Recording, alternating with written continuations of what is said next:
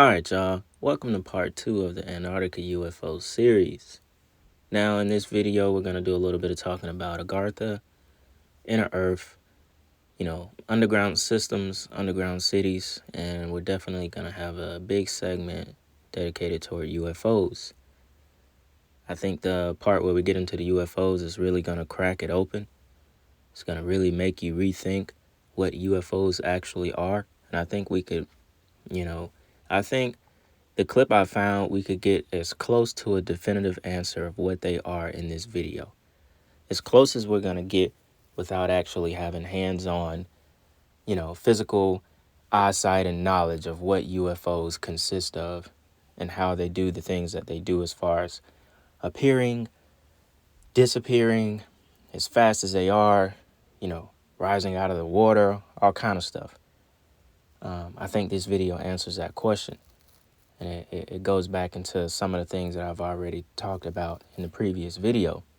Now, it took me a little while to get to part 2 because I wanted to find y'all something that I myself haven't even came across yet. And so now that I have, it's time to jump into the video. So check this out. The entrance to the inner Earth, my feeling is that these are openings several hundred kilometers wide. Not more than that. One on the North Pole, one on the South Pole. They may exist in a different dimension.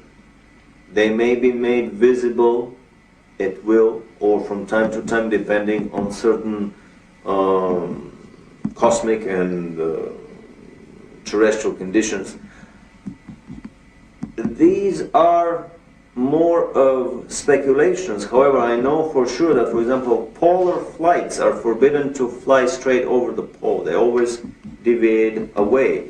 After a very suspicious crash of a New Zealand airliner, chartered airliner in late 70s, early 80s, that was supposed to fly over the South Pole looking for the opening of the inner Earth.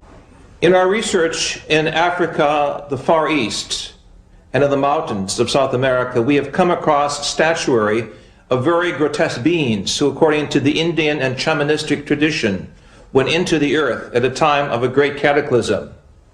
If we take Atlantis as a model for survival, it is clear in the folklore and literature of the major continents of our planet that some of the races went into the earth.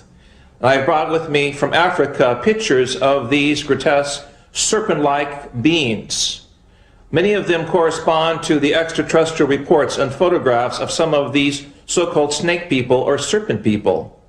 It is very clear also that there was the survival of the ancestry of the Adamic race referred to in our scriptures, as well as in the teachings of the Hungarian and German people that came out of the Gobi area.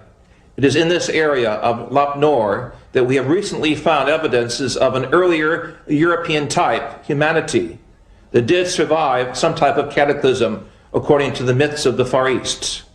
We have thus in our tradition a vast folklore, anthropology, and cosmology that connect the peoples of this planet with that of other worlds. I'm speaking now as a scientist. I do not want to confuse subsurface temples and grottos and structures of civilizations that go down approximately a mile or two from the surface of the earth with the so-called inner earth theory. In my work in Ecuador, Peru, and Bolivia, it is clear that there are vast tunnel systems that go hundreds of kilometers under the mountains, allowing the Indian peoples to connect between national borders. We know also between Mexico and New Mexico in North America that the Indians have a subterranean system of corridors that allow the tribal federations from North America to meet, even privately, without notifying the American or Mexican authorities. Clearly, these structures are there as a result of some type of volcanic activity or catastrophic events some 28 million years ago, as we have measured in areas of North Mexico, where the surface of the earth changed, allowing volcanic openings and porous materials to construct, as it were, underground cavities. Into these cavities, Members of the human society found shelter from the noxious poisons and gases and orders of destruction that took place rather suddenly. If we look at our planetary system, there's an obvious grid of underground cavities, from the areas of the Gobi areas of Central Asia to the areas of Malta in the Mediterranean to areas even of the mountains of Untersberg in Central Europe, Mont Blanc, Jungfrau, to areas we have specifically worked with seismology in central North Mexico, and also areas of the Andes. Peru, Ecuador, and Bolivia in particular have underground structures that run for hundreds of kilometers. In Southeast Asia, we know that these structures also exist in the areas of Sumatra, Borneo, and Indonesia. Clearly, throughout the world, there are major areas which seem to be contact points with parallel evolution. All right, y'all, we're back with the part 2, the video that I promised y'all. And yeah, we're just gonna jump right into it. So in that first clip where Vladimir was talking about the North and South Pole, you know, and the fact that the entrances may be sort of blocked off or exist in different dimensions, and that they can open at will, just depending on certain cosmic conditions or terrestrial conditions that, you know, he was kind of explaining. Now, he did say all of this was speculation, which it is speculation, but it makes sense. It makes sense. So when you think about the fact that no one can actually fly over the poles, you know, you cannot take a regular flight and fly over the North Pole nor the South Pole. Just like he said, you will be, you know, they will deviate the flight, you will go around it, and so on and so on. If you think about that sense, that isn't just for the North and South Pole, it's pretty much for everywhere across the entire planet. You don't just fly from one place to another, you know. You damn near go around everything, you know. There's flight paths for everything, you know, and I'm sure that's done for a reason. It's done so we don't actually see how close things are, and so we don't have a true idea of the plane that we live on, this earth that we live on. It's done for a reason, you know. Just you can just think about it as the fact that, you know, a plane sits at 33,000 feet in the air. Why did they choose 33? I mean, obviously, we know the answer. If you're on this channel, you've been on this channel, you know, you do the research, you know what the number 33 represents. But why? You know? You know, so I thought that made a lot of sense, because it's not just for the North and South Pole. You know, they take us all over. You know, they deviate from a lot of different places on this planet, so you don't actually see what's beneath you when you're flying over these areas. So you don't actually know that you can get on a plane from New York and go to this country or go to that country, and it really only takes you an hour and a half, but we're going to fly all the way around, and we're going to go to the left a little bit, and it's going to really take about 7 hours, you know? So you don't actually see the things that they don't want you to see, or places they don't want to fly over. So that makes sense. And it also makes sense that the entrances to the inner earth, the hollow earth, if you want to believe in it, if you want to believe that it's inhabited by some sort of advanced civilization, or better yet, that there's just people that are just like that. Just like us, that live there. You know, they don't have to be some advanced civilization. You know, they're just like us, and they live inside of Earth with another sun, another ocean, another ecosystem. So it doesn't necessarily have to be some advanced civilization that lives inside the earth. This is all speculation. Of course, we probably will never know till God wants to release the truth about everything. But it makes sense. You know, it makes sense that the North and South Pole isn't somewhere where anyone could go and just walk right into the inner earth. So it would make sense that it's sort of, it's sort of like blocked off by dimensions. It exists in another dimension. So even if you're standing, you know, on the South Pole, you're right at the North Pole, and you're just hovering right over the entrance to inner earth, it's not actually going to be there unless they want it to be there. Kind of like how in Black Panther, when, you know, the plane is coming into Wakanda and it just looks like it's a forest. You know, it just looks like it's a bunch of trees, a bunch of just vast forest, and then next thing you know, they dip into the force field that surrounds Wakanda, and it turns into the city of Wakanda. It's kind of the same thing. Like as in how we're trying to describe that it being blocked off by dimensions. It exists in another dimension. It's not something that we can see from the third dimension that us as humans exist in. Now, real quick, this picture that's been up on the screen the whole time.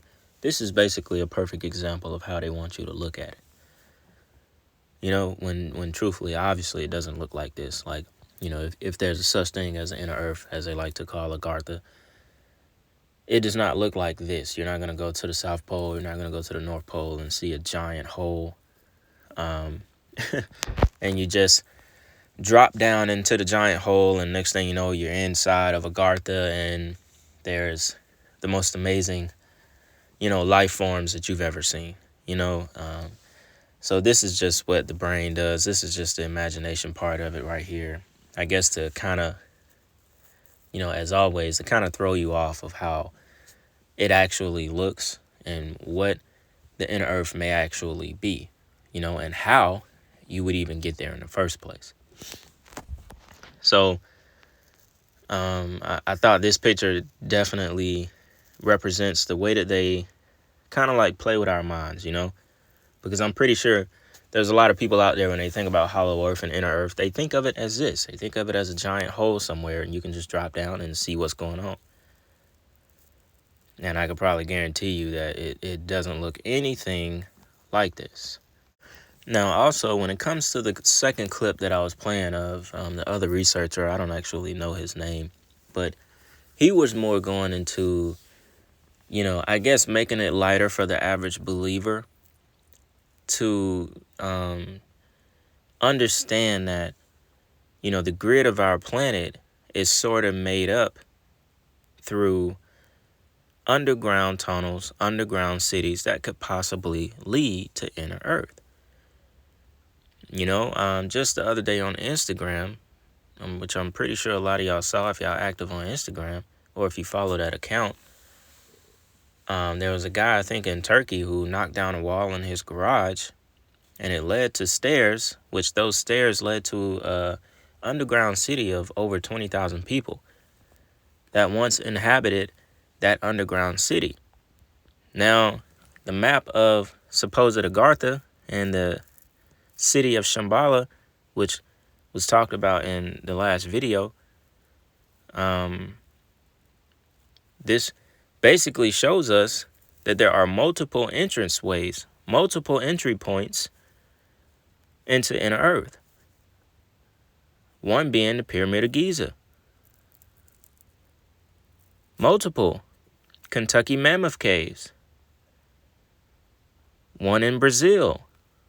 Besides the North and South Pole. The North and South Pole are the dimensional gateways, basically, into Inner Earth. Then you have, so to speak, the man-made tunnels. Now, this, like I said, this is, at the end of the day, it's all left up to speculation. Because like I said, whether or not you want to believe that Inner Earth consists of, advanced races, or it consists of people that are just like us. They have a central sun, they have an ocean, they have everything that we have. It's just, it's just a little bit more advanced than the surface. But you would have to think, you would have to give it a chance, you know what I'm saying? Just because of the possibility of anything being out there that, we couldn't imagine, the creator, God's creation, is something we could never understand. If we could build man-made tunnels and man-made underground cities for, 20,000 plus people, just imagine what God could create. He definitely could have created an Inner Earth that houses another civilization that is much more advanced than us. It doesn't mean that they're aliens. They are just more of an advanced civilization. Or better yet, like I said, they're just like us. So it kind of is just, this is kind of one of those things that you just let your imagination take you to wherever you want to believe. It's nothing wrong with it. It's nothing wrong with us talking about this researching it, wanting to know if it's, if it's actually true. There's nothing wrong with this. The greatest minds, all they do is ask questions. All they do is ask why. The you know, the greatest form of thinking is asking why. Is asking a question, critically thinking. So there's nothing wrong with this because it's fascinating, it's cool to research, and it would be amazing if it actually exists. To know that there's an entire different, there's a basically another world that exists right in our world. And y'all remember how I said in the last video, the earth that we live on, it disguises itself. The earth disguises itself, so you don't actually see and know what is actually here. And I truly believe that, and that would tie right into Agartha and the inner earth. It makes sense. It makes sense what I'm saying. Also, we're going to get into the next clip with Vladimir once again. Most of this video is going to consist of him talking. I found a clip that I've never heard. I found one that I think kind of busts this whole UFO thing completely open. And if you were listening to me toward the end of part 1, I was talking about how if UFOs are advanced, they're advanced the way that people say that they are, or, the people that have had accounts of them, or, they saw them come out of the water and do all of this good stuff, all the stuff we've been going over, right? Remember in that video, I said we have to factor in the fact that they may be controlled by a central system, a central intelligence. I also said there may not be anyone inside of that UFO. There's no one actually inside of the UFO controlling it. I said that. I said we have to think about that. We have to weigh that in. That if they are that advanced, then that means there's possibly some kind of central control system. Now that was just me with my own mind thinking that way.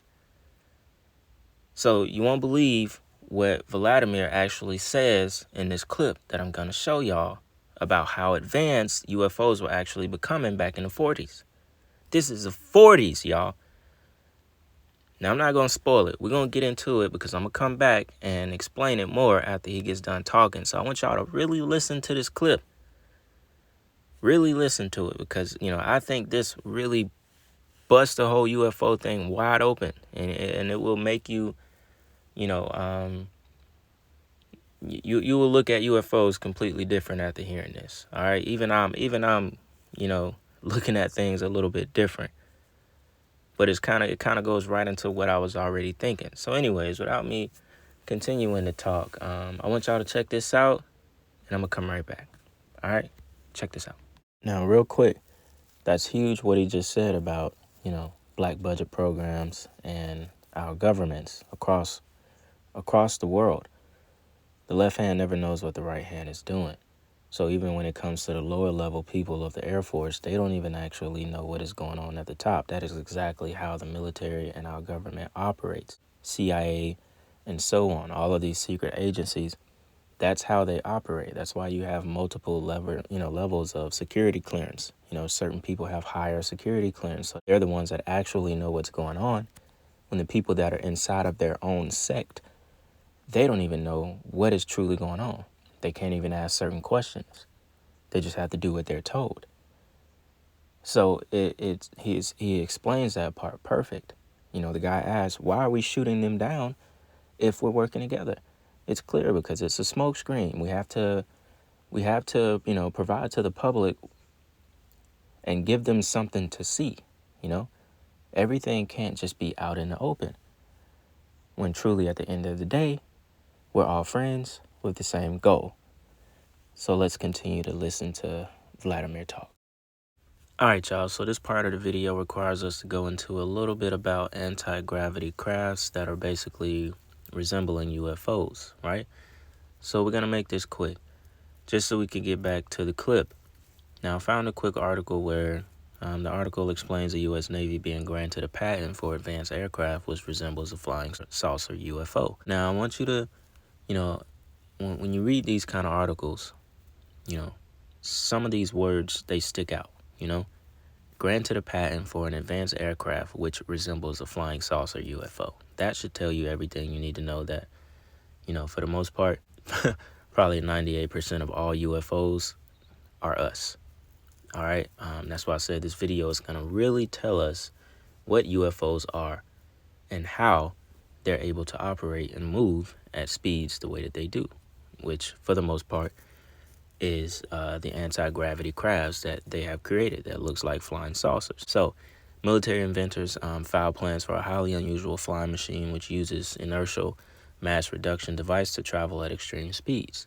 What this means is that the aircraft uses complex technology to reduce its mass and thereby lessen inertia, and which inertia is an object's resistance to motion, so it can zoom along at high velocities. The patent is highly complex and describes methods of reducing the mass of an aircraft using various techniques, including the generation of gravity waves, which were first detected in 2016 after being produced when two black holes collided. Then it goes on. It is possible to reduce the inertial mass and hence the gravitational mass of a system/object in motion by an abrupt perturbation of the nonlinear background of local space-time, the patent says. The craft described in the patent features a cavity wall filled with gas, which is then made to vibrate using powerful electromagnetic waves. This then creates a vacuum around the craft, allowing it to propel itself at high speeds. The UFO-style ship can be used in water, air, or even space. Now, what does that tell us? Check this out. It is possible to envision a hybrid aerospace undersea craft, which due to the physical mechanisms enabled with inertial mass reduction device, anti-gravity, can function as a submersible craft capable of extreme underwater speeds and enhanced stealth capabilities. The hybrid craft would move with great ease through the air, space, and water mediums by being enclosed in a vacuum plasma bubble/sheath. Although the U.S. Navy applied for a patent in 2016, and it was granted last year, it doesn't necessarily mean the craft has been built, which is bullshit. Of course it's been built. They're not going to apply for it if they haven't built it already. Multiple. For a long time now. It's been built long ago. However, the technology is further evidence of the military's interest in developing exotic technologies. Right? It goes on to say details of AA tip were first released in 2017, including reports of a sighting made by fighter pilots from the USS Nimitz. These pilots saw a huge patch of churning turbulent water the size of a Boeing 737, suggesting something was beneath the surface, as well as a tic-tac aircraft which zoomed off at almost impossibly high speeds. Goes on to also say a hybrid craft capable of flying both in the air and underwater, and uncannily similar to what was reported in the USS Nimitz, if I'm pronouncing that right, incident from 2004. There was a similar incident of UFO flying underwater in Puerto Rico in 2013. The possible connection between the USS Nimitz incident and this patent is intriguing. And it's interesting that the U.S. Navy seems to be the link here. And it is possible that the patent is inspired by the incident and is part of an attempt to work out the technology behind the objects that were chased by the Navy F-18s. This is known as reverse engineering. But we know they've been doing this since the 40s. Vladimir just told us the Germans, they've been created anti-gravity crafts. The U.S. were trying to reverse engineer their technology back then. They've already succeeded. They've already done this. We already know things that roll out to us is 10 years later than what they've already done. This is old. And they give you these, this is how they play with your mind. There was a similar incident of a UFO flying underwater in Puerto Rico in 2013. They're trying to sell you that these are actually other people. They're trying to sell you that these are aliens who flying under the water, and our fighter jets are shooting at them, and chasing them, and then next thing you know, they disappear into the water or into the air. They're selling you this. They're selling you this UFO stuff. When in all actuality, it's us. It is us, people. It is us. That's what we're finding out here. It's nobody else. It's us. It's a game.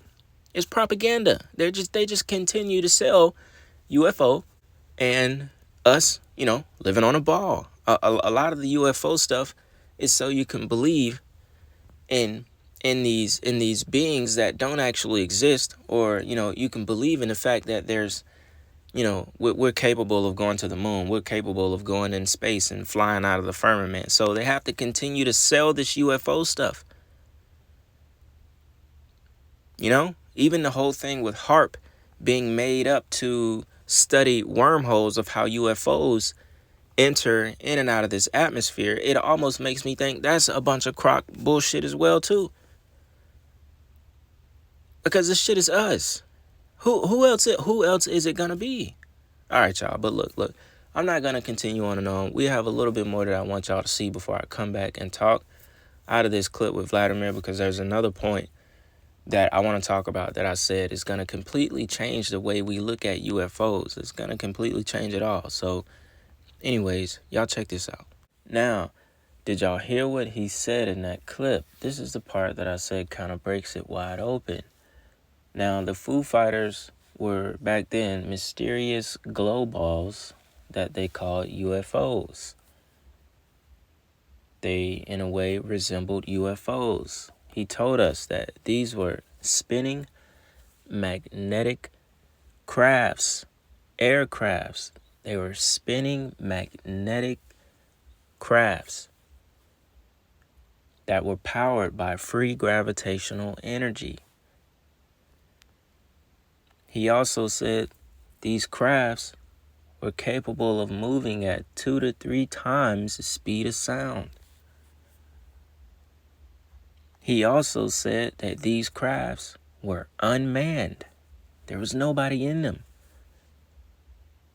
They were look what they're saying. The UFO was basically a magnetic field of energy. It wasn't physical. It wasn't physical, y'all. In a sense, this was what we was talking about in the Fallen Angel and UFO video. This is a craft, but this wasn't made by fallen angels. This was a craft that is not something you could touch. It's a magnetic field, which was why they were able to move at the speeds they were able to move at that time. And they called them the Foo Fighters. Basically, back in the 40s, almost, every sighting of a UFO, unidentified object, was termed Foo Fighters. Not the band that y'all know of today. And they would appear as like a glowing ball. And, even today, when people see like a formation of those glowing balls and people say, we're seeing UFOs, that's what you're looking at. That is exactly what you're looking at. It says so many World War II pilots saw strange zooming orbs high in the skies that for a while they presumed they were dealing with a new Nazi weapon. They rarely varied in appearance. They were round and multicolored, often fiery red. You see? Intelligence investigations revealed that similar sightings were being made by German and Japanese pilots as well. So the Allies were relieved to learn that they didn't have a new weapon to contend with. The Foo Fighters never seemed to act aggressive or threaten attack. They would appear almost taunting pilots with their superior speed and maneuverability, then dart out of sight. So think about that. That's basically everything that UFOs are about, how they sell it to us. They appear and then just disappear out of sight. They give it to you as if this is not something that we could have made. This is not our technology. This is not our planes. But they're literally telling you what they're capable of. Most of the articles reported the orbs as being transparent or silver, instead of the red or multicolored balls of light the pilots actually said they saw. Newspapers often claimed the Foo Fighters were a new Nazi weapon rather than a complete mystery that they really were. When at the end of the day, they were made by the Nazis. It says, surprise, it's an unsolved mystery. There's a pattern with UFO sightings. They're reported and recorded, and then denier skeptics make up mundane explanations for the extraordinary experiences of witnesses. After that, the sightings are completely dismissed. It was just a weather balloon. In later years, UFO sightings would be explained away as swamp gas and maybe misidentifications of planet Venus. Come on, y'all. Literally, I saw another article where they were saying that, some of the people, like the regular dudes that were flying the fighter jets, that they were just disoriented from the war, and they were just seeing things. They weren't actually seeing these UFO orbs. Worst of all, for the denying skeptics, the Foo Fighters would sometimes be spotted on radar and would be seen to be moving at near impossible speeds. Ice crystals and weather phenomena do not, in fact, appear on radar screens. So think about that. This is them continuously showing you something and then making you not even believe what you just saw. You just saw some shit fly out of nowhere, move, faster than the speed of sound ×2. And then they somehow 2 weeks later make you think you just saw some, damn star or something, or planet Venus just decided to move at the speed of sound ×2. They make you believe you saw something completely different than what you knew you saw at first. So think about that. And now it goes to today. And the UFO sightings that are still happening, the fact that, they're capable of cloaking planes, capable of, cloaking the UFOs that they have now, the anti-gravity crafts that they have now, going in and out of sight. So it's almost to a point now that if back then these UFO sightings of these Foo Fighter magnetic fields of energy, basically UFOs, today I'm pretty sure that they have crafts that are completely unmanned, that move 2 to 3 times faster than the speed of sound. So it's the same. Now I'm pretty sure it's not just orbs no more. It's not just a magnetic field of energy. Now they probably have the craft itself that is something physical that you can touch, but no one mans it. No one flies it. It's controlled by, like I said, the central control system. No one is actually in it. One, we wouldn't even, we would pass out, even above those kind of speeds. 2 to 3 times faster than the speed of sound. No human could man that. You'd be completely unconscious. How you gonna fly it? So this was the part of the video where this makes you, completely rethink the whole UFO thing. They're just playing with y'all. They're just playing with your mind. It's us. Now, further into that interview, there was only a few minutes left. They asked him about, do he think the Tula Society and the Vril Society, were they actually in contact with extraterrestrial races and beings? And Vladimir went on to say that he does think that they were deeply in contact with these extraterrestrial beings, because it kind of goes back to them getting the knowledge, getting the ancient knowledge. And, it's like, where did they learn this stuff from? They had to get it from somewhere outside of just the regular human mind and, studying rocket engines and anti-gravity crafts, which he said that was easy for them to produce back then. So if it was easy in the 40s for them to basically create magnetic field crafts and UFOs that can travel this fast, just please imagine what they can do today, y'all. Imagine what they can do today. The ones that we're seeing today, they're unmanned. They're not being flown by anyone. No one is actually controlling it, as in inside of it. Back then, they were using them as orbs, as, a field of energy, as the UFO. They had their regular UFOs, but these ones that were moving at the speed of sound, they were being unmanned. So now I think today they actually have physical, flying saucers that also are unmanned and capable of moving at these same speeds. And this is why they continue to sell the propaganda of UFOs. They continue to toy with your mind. They say, oh, we release all of these documents and expose what we actually know about UFOs, when they really know they're the ones who's creating and controlling all of this shit. Why do you think they release the information, the, classified documents, declassified and all that shit the way that they do? And then a lot of it is redacted. It's because it's us, y'all. And they're simply just playing with our minds, bit by bit,